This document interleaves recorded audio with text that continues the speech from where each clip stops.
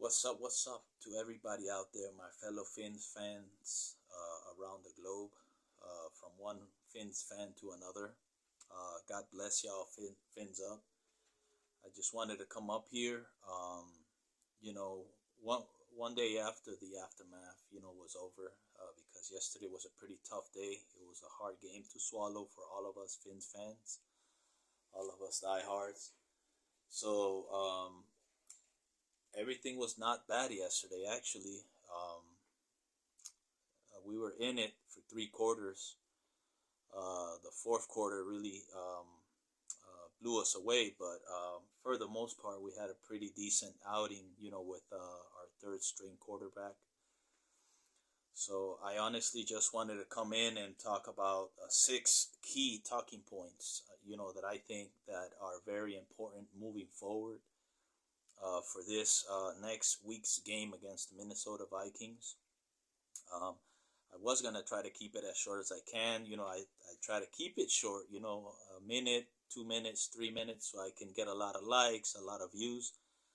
I'm getting 10 to 13 views per video, which is not what I intend. But hey, it's not bad either. I'm starting, so I'm sure I'm gonna take some bumps along the road. So I'm humble about it. I just appreciate the one view, the one like that I do get.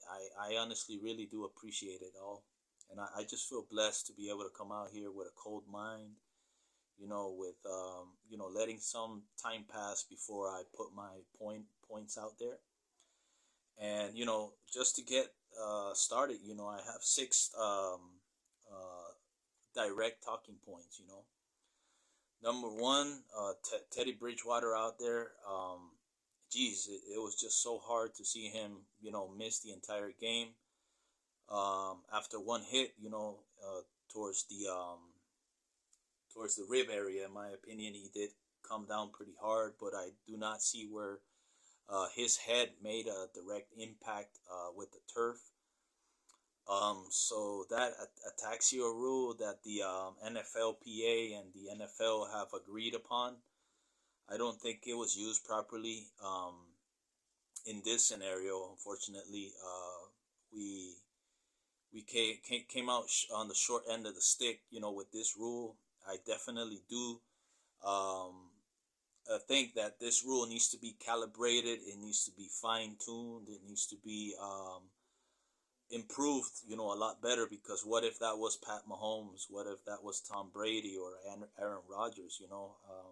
I see that this rule is up for interpretation, from a spotter that can see whatever they want to see and rule out a key player. So this definitely needs to be fine-tuned. Skylar Thompson, he came in. I think that he performed pretty well. He didn't do a horrible job, how many people have been saying. I do think that a lot of people were really, really high on him in preseason, but, he was facing third, fourth string opponents, to where, in yesterday's game, he was facing pure starters across the board and high talented players, on the defense. So, Skyler, for the most part, did pretty well. He held his composure. He made the best plays that he could make, taking into effect the circumstance he was in. I was hearing Mike McDaniel's presser today, and this comes to my third key point, which has to do with Tua. He's not officially ruled out, because he didn't commit to rule him out, as opposed to last Monday's presser, where he immediately ruled him out for Sunday's game. Now, that doesn't mean that Tua is going to play versus Minnesota. I'm not entirely sure. I feel comfortable with Tua playing on Sunday. I just want to make sure that he's 100% good to go, before we put him out there, especially with the O-line issues that we're starting to see now, with Terron Armstead, not being able to practice the entire week last week, and then coming out really early in yesterday's game with the toe turf injury. So it is a positive sign, however, that Tua has not been officially ruled out as of today for this Sunday's game. So I just want to put it out there. Tua is 100% my guy, and if he's there, I'm rolling with him, bro. No matter what, ride or die. This is my QB1. But I'm not entirely sure. I feel comfortable if he is put in against the Minnesota Vikings, although I do believe he gives us the best opportunity to win. With that being said, I just want to look out for his well-being, his health, and if he's ready to go, let's put him in there then. I'm all for it. So what do we do moving forward? Do we prepare Skylar? Do we give him the entire week of practice to prepare with the ones and, scheme up an offensive play book just for him, tailored on his strengths? That is a possibility.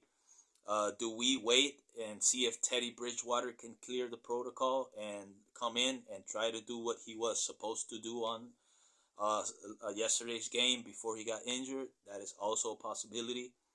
Can Tua get healthy and pass the 5-step concussion protocol in order to be allowed back into the field? That is also another option. So it's too early to tell.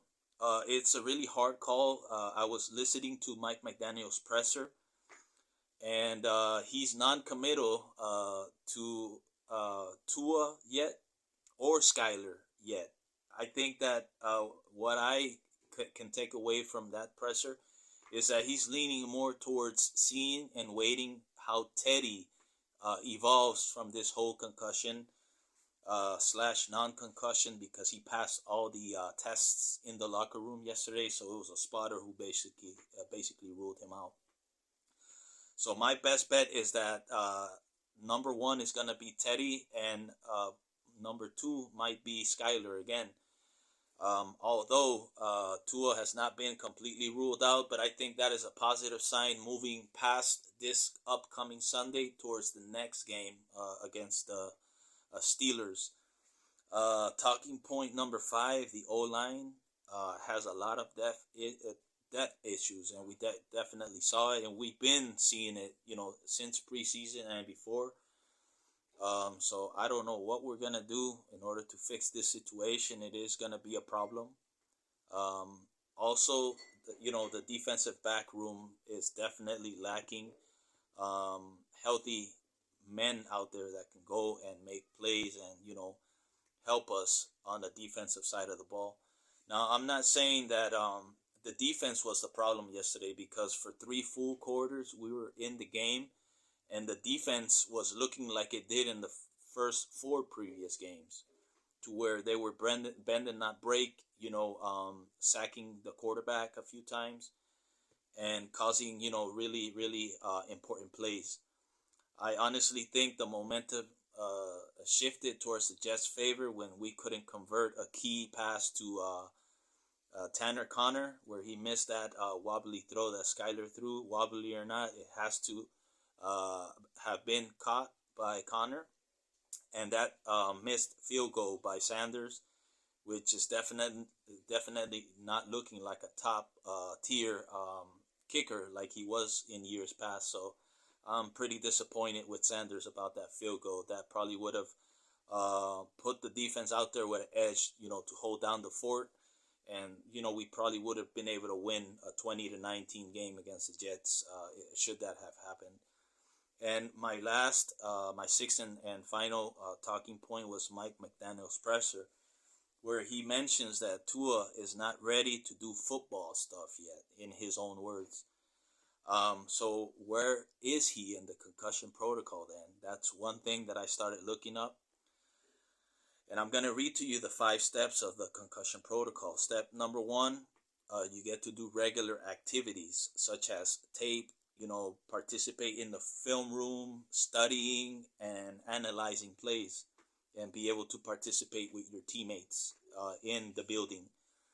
Step number 2, light aerobic activity. So basically stretching, regular movement like that, just light aerobic activity. Number three, moderate activity. So this might mean like, light weights, obviously being supervised by a trainer and the medical staff. As soon as they see that you're showing concussion-like symptoms in any of one of these phases, then you get back to the previous phase you were at, and then you move back up once you pass it. So that's basically how it goes. Here's where I think Tua stands in this 5-step process. Number 4, heavy non-contact.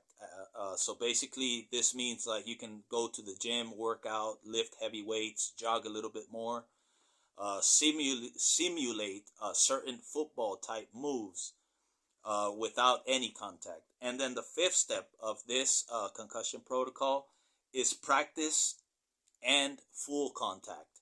So by me taking what Mike McDaniel's presser says that Tua is not ready to do football stuff yet, that doesn't mean heavy non-contact, like lifting weights and things like this. That means to me that he's not ready for the 5th step, which is practice and full contact football work, honestly. So it looks to me, honestly, my personal opinion, that Tua's in step number 4. So once he passes that, if I am right, I'm not saying I am, it's my personal opinion, I'm no expert, but based on what Mike McDaniel's presser said, and me, going into the NFL concussion protocol states, it looks to me like Tua's in step number 4. And the 5th step is the practice and full contact. Once you get cleared from this 5th step, then you're good to go into the next week's game. So I think it's a little too soon to call Tua in for Minnesota. Maybe not. I don't know. But just let me know what y'all think. That's what I wanted to come up here and say. The season's not over. We're 3-2. Hopefully we don't go 3-3. I want to be honest, because we did have high hopes and really high expectations as to where this team is going, especially with how we started the season, 3-0. Tua performing very well, connecting with key playmakers like Hill and Waddle. And, our defense, not looking elite yet, because we're definitely missing key pieces on the defense like Byron Jones and a fully healthy Xavier Howard. But this is just a moment of,